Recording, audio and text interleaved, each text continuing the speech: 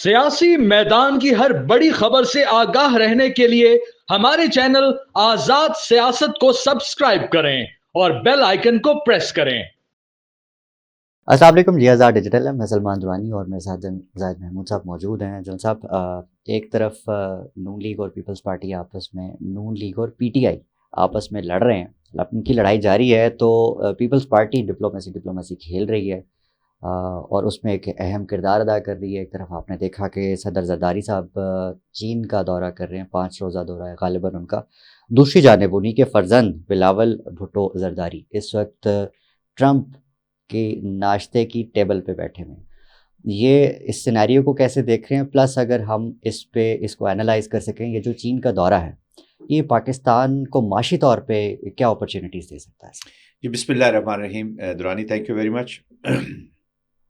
आई think Pakistan और China का जो दौरा, ये बड़े क्रिटिकल टाइम पे प्रेसिडेंट का दौरा हो रहा है। एक्चुअली तो इन्होंने लास्ट ईयर नवंबर में जाना था, बट उनका चूंकि फ्रैक्चर हो गया था प्रेसिडेंट जरदारी का, तो वो उस वक्त जा नहीं सके थे। और आपको याद होगा कि लास्ट ईयर अक्टूबर में ही probably, if I am not wrong, तो वज़ीर आज़म जो थे चाइना के, उन्होंने पाकिस्तान का दौरा किया था जी। और वो उनका दौरा पाकिस्तान में किसी वज़ीर आज़म का 13 साल के बाद होने वाला दौरा था जी।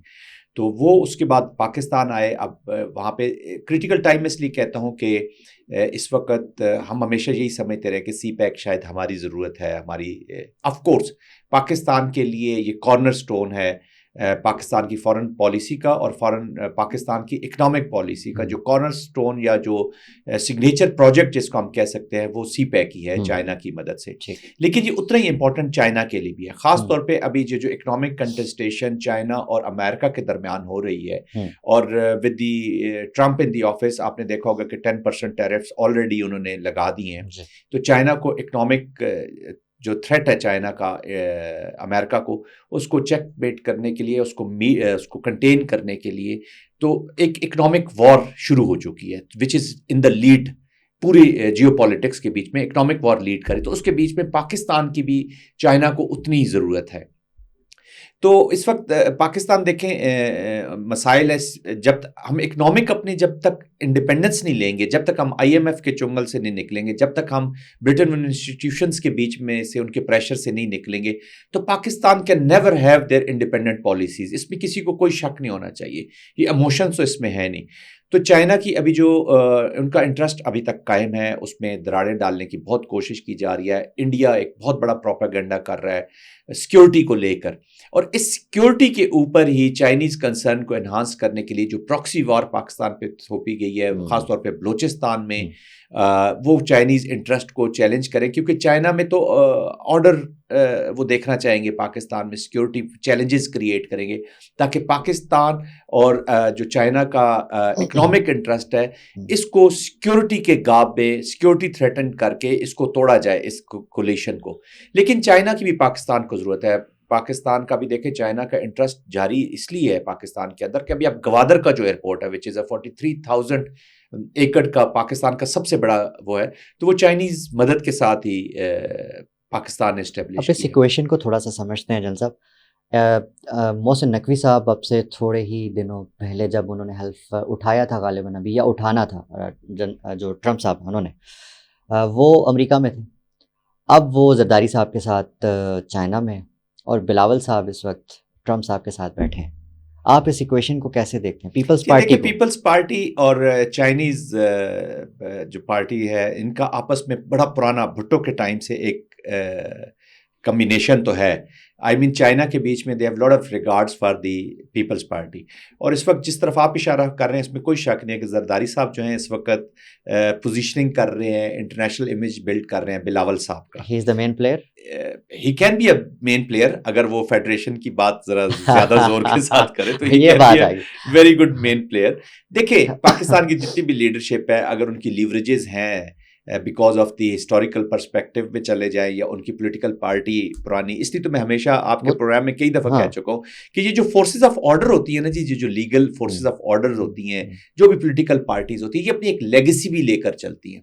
तो ये लोग डेमोक्रेसी को अगर उस लेगेसी के ऊपर एक अच्छे सिस्टम के बीच में रहते हुए चले, तो इनकी जो लिवरेजेस हैं on different leaders, world leaders, on different countries, parties to parties जो रिलेशनशिप है, अगर वो पाकिस्तान की स्टेट को स्ट्रेंथन करती है तो मैं तो इसको बहुत आपको अप्रिशिएट नहीं लगता कि इस अरसे में पीपल्स पार्टी ने कहीं ना कहीं कोई कॉमन ग्राउंड पैदा कर लिया हो इस पिछले कुछ ही अरसे में? बिलावल भी मेरा ख्याल है उनके बारे में भी सोचा जा रहा था कि उनको वज़ीर आज़म के तौर पे कैंडिडेट। बिलावल देखिए, कैंडिडेट तो जो भी पॉलिटिकल लीडरशिप है वो हर वक्त अपने आप को कैंडिडेट ही समझते हैं, और इसी जगह पे पहुंचने के लिए वो पॉलिटिक्स। रुकावट क्या है?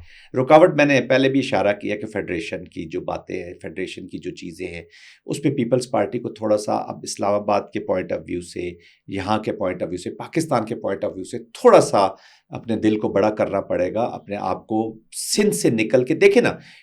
पार्टी थी खैबर से लेकर कराची से लेकर खैबर तक की पाकिस्तान पीपल्स पार्टी थी, रिप्रेजेंटेटिव होती थी। जो मोहतरमा बेनज़ीर भुट्टो साहिबा she was a great leader, उनकी भी जो पॉलिटिकल बातचीत होती थी वो चारों सूबों की जंजीर बेनज़ीर एक बड़ा प्रोमिनेंट स्लोगन रहा हमारी पॉलिटिकल तारीख में। तो वो अब स्क्वीज होते होते वो सूबे की उसमें चली गई। लेकिन अब देखें, तो जब वो फेडरेशन की बात करेंगे, जब 18वीं अमेंडमेंट पे कोई अच्छी सी बातचीत करेंगे, कोई जो चीज़ें गलतियां एनएफसी के बीच में अगर उनको ठीक करने की बात करेंगे, कुछ पानी की बातचीत करेंगे, कुछ पाकिस्तान की मजबूती की तरफ। तो ठीक है जन साहब, आप भी उनके लिए ना आगे कुआं पीछे खाई वाली बात कर रहे हैं ना। सारे का सारा वोट बैंक ही उनका इसी नारे के ऊपर है, इन्हीं चीज़ों के देखिए जिस असल में प्रॉब्लम पाकिस्तान की दुरानी है, आपके इसी प्रोग्राम की वसातत से मैं इस पे भी बात ज़रूर कर लूँ।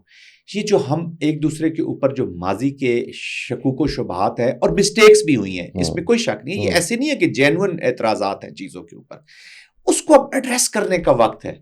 ये 21वीं सदी है, this is a new era. Geopolitics को देखें, आप सूबों में रह के अगर आप फेडरेशन को कमजोर करेंगे या फेडरेशन वीक होगी तो सूबे भी कमजोर हो जाएंगे। ये भूल जाएं, आपकी भूल है कि फेडरेशन अगर वीक है तो हमारे सूबे मजबूत हो जाएंगे। अच्छा, मुझे एक बात बताएं, अगर बात ये है तो व्हाई द स्टेट और the powers are trusting Zardari साहब एंड हिज सन? नहीं, ट्रस्ट तो नहीं कर रहे। देखिए वो एक पॉलिटिकल रियलिटी कर रहे हैं, तभी तो वो इतने अहम तो अर्जी कर रहा हूं ना कि जो भी इंडिविजुअल, जो भी पॉलिटिकल पार्टी, उसकी अगर लीवरेजेस है, they are serving the state, किसी भी कॉन्टेक्स्ट बीच में स्टेट को फायदा होता है तो बिल्कुल उनका इस्तेमाल करना चाहिए। उसमें क्या कदगन है? इन्हीं लोगों ने मुल्क चलाना है ना, ये हमारे पॉलिटिकल लीडर्स हैं। अगर आपने डेमोक्रेसी रखनी है ना दुरानी, तो ये पॉलिटिकल लीडरशिप को बियॉन्ड देयर इमीडिएट जो उनकी रिक्वायरमेंट्स हैं या एम्स है, उससे आगे का सोचना होगा। कम से कम 20 से 25 साल आगे मिनिमम मैं बात करूं कि आगे का सोचे, एंड स्टेट सोचे कि वो पाकिस्तान को यहां पे ले जाना चाहते हैं। सबसे पहली बात करें कि हम पाकिस्तान को आज से 20 साल 25 साल बाद कहां पे ले जाना चाहते हैं, उस एंड स्टेट को डिफाइन करें और फिर उसको रिवर्स कोरियोग्राफ करें और आज की पॉलिटिक्स की बात करें। ये जो डे टू डे बिजनेस है रोजाना की बुनियाद पर रिएक्टिव मोड में, इससे पाकिस्तान कहीं भी नहीं जा रहा, हम एक सर्कल में घूमते रह जाएंगे। PTI is another protest call 8 Feb versus champions trophy का एक और इवेंट पाकिस्तान में। पहले तो मैं सलाम पेश करता हूँ, बड़े इवेंट हमेशा अभी मुझे पता नहीं है कि दिस इज बाय डिजाइन या ये इनका हो जाता है। अच्छा इत्तेफाक, तो इत्तेफाक तो कोई चीज नहीं होती। उन्होंने तो वो करना ही था ना। देखें 8 फरवरी का दिन जो पिछले उनका क्लेम है, 1 साल से वो इसकी जंग लड़ रहे हैं कि हमारा मैंडेट चुराया गया, तो ये अब बाय डिजाइन कैसे हो सकता है? अनफॉर्चुनेट फिर वही देख रहा हूँ। अभी देखना, आपने चैंपियंस ट्रॉफी की बात कर दी, तो अब ये जो पॉलिटिक्स हम खेल रहे हैं ना इवेंट्स के साथ, ठीक है, वो उसको प्रोटेस्ट को करें, 8 फरवरी की प्रोटेस्ट को करें, लीगल तरीके से करें। खत लिख देने ते कहंदे हो कि खत क्यों लिखा और प्रोटेस्ट कर देने ते कहंदे हो है क्यों कर रहे हो? जान किथे बेचारे। He is a political leader, reality है पाकिस्तान की। वो अपना खत उन्होंने लिखा है, खुला खत था, सारे लोगों ने उसका मतन पढ़ लिया है, लेकिन खत में देखे ना 9 मई भी एक है, दूसरी तरफ 9 मई के बारे में बहुत सेंसिटिविटीज है। पीपल वो 9 मई को भूल नहीं पा रहे और ना भूलना चाहिए, क्योंकि कल अदर साइड, तो इस पे किसी को कोई शक नहीं होना चाहिए। मेरी नज़र में, this is my personal opinion, कि जब तक 9 मई की चीज़ों को या जो 9 मई की सोच है, जो 9 मई के इवेंट्स हैं, उसको जब तक हम एड्रेस नहीं करेंगे, मेरे ख्याल में ये फ्रिक्शन जारी रहेगी। आप आम अल्फाज में ये कह रहे हैं कि जब तक इमरान खान साहब 9 मई की माफ़ी खुद नहीं मांग लेते तब तक मामला आगे। ऐसे कुछ अर्सा पहले DG ISPR ने अपनी, मैं एक इवेंट सामने रखना चाह रहा हूँ। DGISPR ने अपनी प्रेस कॉन्फ्रेंस में ओपनली कहा था कि इमरान खान पहले अपने 9 मई की माफ़ी मांगे, उसके बाद बातचीत हो सकती है। देखिए, आपने बेस तो कहीं ना कहीं इस्टेब्लिश करनी है। अच्छा, अगर पाकिस्तान की खातिर पीछे हटना पड़े और अपनी गलती को तस्लीम कर ले तो इसमें कोई मुजाहिका नहीं है। ये अनाओं की जंग तो वो कह रहे हैं हमारी गलती है ही नहीं, ये मैं इससे एग्री नहीं करता। इमरान खान साहब उनकी मैं इससे एग्री नहीं करता। अच्छा, आई डोंट एग्री। इवेंट हुआ है, अब उसमें उस इवेंट को इनकी गलती से किसी ने एक्सप्लॉइट किया है तो वो फिर इन्होंने ही चांस दिया ना। आप एनवायरनमेंट पैदा करते हैं, आप गलत कोई चीज़ अवेलेबल करते ही हैं तो अगले, अगर फ़र्ज़ करें ये कहते हैं जी फिर एक इवेंट हुआ, फिर आपने उसको फॉल्स फ्लैग ऑपरेशन में कन्वर्ट करके और ज़्यादा नफरतें और वेज डालने की कोशिश की, अनदर ब्लंडर आपने वो किया। तो ये देखिए, मैं इस वक्त ना मैं किसी की स्पोर्ट्स या उसकी मुखालफत या ये नहीं करना चाहता। मैं तो स्टेट ऑफ पाकिस्तान के पॉइंट ऑफ व्यू से आपसे दुरानी ये मैं बात कर रहा हूँ कि पाकिस्तान की स्टेट कमज़ोर हुई है इससे। पाकिस्तान कमज़ोर हुआ है, हमारी पॉलिटिक्स कमज़ोर हुई है, हमारी जो इंटरनल पॉलिटिकल इंस्टेबिलिटी है वो एनहांस हुई है। तो वो भी तो इसी लीडरशिप की रिस्पॉन्सिबिलिटी बनती है ना, ये सबकी रिस्पॉन्सिबिलिटी बनती है। आप ये कह रहे हैं कि जी हमें किसी ने उधर जाने क्यों दिया, हमें क्या, आपने एक नियत कर ली है, आपने अपनी सोच जाहिर कर दी है, आपने अपनी विल जाहिर कर दी है, तो इट इज़ रिग्रेटेबल। ये आपको नहीं लगता कि एक पॉपुलर पॉलिटिकल पार्टी अगर वो अपने हक के लिए एहतजाज करना चाहती है पुरअमन तरीके से, उसका राइट नहीं? बिल्कुल राइट है, पॉलिटिकल डिफाइंस का राइट है। पॉलिटिकल डिफाइंस पीसफुल होती है। पॉलिटिकल डिफाइंस जो होती है, आपको नहीं लगता कि PTI is a peaceful party? देखिए ना, कुछ मैं ये नहीं कह रहा, उसमें एलिमेंट्स शामिल हो जाते हैं, हाईजैक हो जाती हैं चीजें। Pakistan is at the moment victim of the hybrid war. इसको हमें समझने की जरूरत है। इंडिया ने पाकिस्तान के ऊपर हाइब्रिड वॉर की एप्लीकेशन लगाई हुई है। उसके बीच में उनको तो ये इवेंट्स उनके लिए समझे कि आप उनको अच्छा फ्यूल प्रोवाइड कर रहे हैं। इस तरह के इवेंट्स, इस तरह की प्रोटेस्ट, उसमें आपको क्या पता कि कौन लोग कहां से शामिल हो गए, किसने हाईजैक कर ली है। माजरत के साथ जो PTI की इस वक्त जो पॉलिटिकल लीडरशिप है, मैं एक पॉलिटिकल कमेंट अवॉइड करना चाह रहा हूं, बट आप अभी उस पर ना, हम पाकिस्तान की सिक्योरिटी पर्सपेक्टिव से मैं बात कर रहा हूं कि जो PTI की पॉलिटिकल लीडरशिप है उसका वो जो एक कंट्रोल है ना, जो अभी बाहर बैठी है, वो मुझे थोड़ा सा वीक लगता है। वो दे आर डिपेंडेंट किसी की कॉल पे, कोई उसको हाईजैक कर लेता है। अब कोई बाहर अगर इंडियंस इसके बीच में शामिल हो जाते हैं, जैसे अभी 26 नवंबर को फिर जो वाकई इस्लामाबाद में हो गया, उस रात के अंधेरों में इतनी पब्लिक के बीच में कौन गारंटी कर सकता है कि ये कौन कर रहा है। रेंजर्स के लोग चले, जिस तरह भी मारे गए, वो जब मारे जाते हैं, पाकिस्तान की स्टेट का कोई भी सिक्योरिटी ऑफिशियल जब मारा जाता है तो it is a very very serious attack, चाहे एक हो चाहे आधा हो, जो भी हो। ठीक है, पॉलिटिकल लीडरशिप की भी, पॉलिटिकल वर्कर्स भी जो है ना, वो भी पाकिस्तान का ही एहसास है। वो भी कह रहे हैं ना कि हमारे भी 11 बंदे जो हैं, तो ये जंग है। या तो आप कह दीजिए हम जंग लड़ने जा रहे हैं, तो आप डिक्लेयर कर दे, इट इज़ नॉट अ जंग।